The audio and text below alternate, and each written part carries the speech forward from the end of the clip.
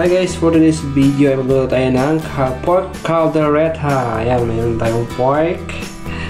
Maganda na tayo ng bawang, sibuyas, patatas, carrots, and bell pepper guys. Siyempre, gagamitin natin yan guys ng pangmalakasang Mamacitas caldereta. Ayan. Yan yung gagamitin natin guys. Let's go! So, medyo mainit na yung pan natin guys. Lagyan tayo ng mantika guys. So, unahin natin dito yung carrots guys. I-toast tayo natin konti. Ito na natin konti guys. Kasama natin yung patatas.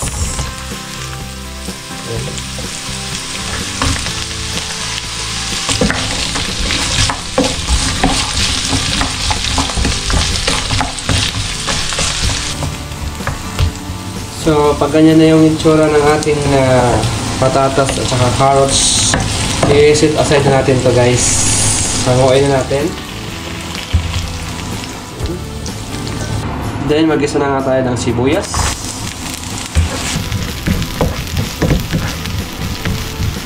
So, natin yung bawang. Halo-haloin na natin guys. Masahin natin maayos. So, pagkanya nga yung tsura ng ating bawang guys, medyo namulat na konti, lagayan natin yung pork.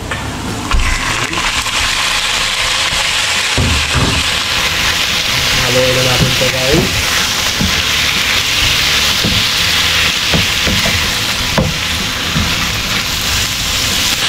Lagayan natin paminta guys. Ayan guys.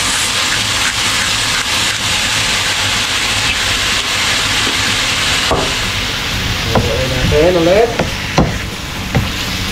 Ganyan lang guys. Madami naman nato ng caldereta.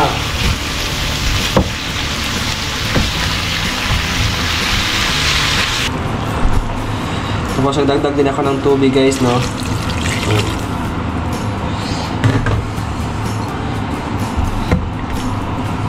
Tapos takpan natin, antayin natin maluto yung ating pork. Antay tayo ng mga ilang minuto guys. Medyo malambot na yung pork natin. Ilagay na natin ng cubes guys. Ulit.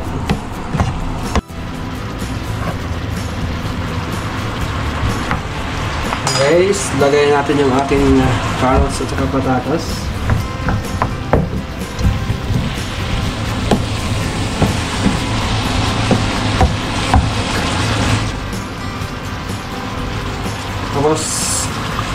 Tapos ilagay natin yung ating Mamacitas na caldereta mix guys. Yan yung nilagyan ko ng warm water guys. Minix ko na dyan.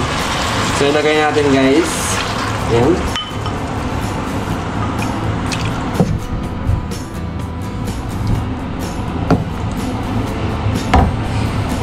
Takpan muna natin guys.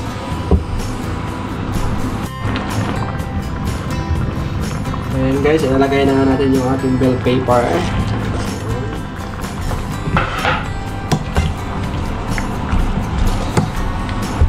Haluin na natin.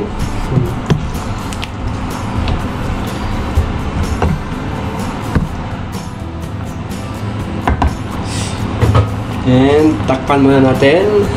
Mag-antay tayo ng mga ilang minuto guys na para maluto yung medyo maluto yung carrots at saka sa patatas guys. At saka yung bell pepper natin. Oh. So yun guys. Niluto na yung ating caldereta. Pork caldereta guys. Sarap. So yun guys, ready ng ating pork caldereta.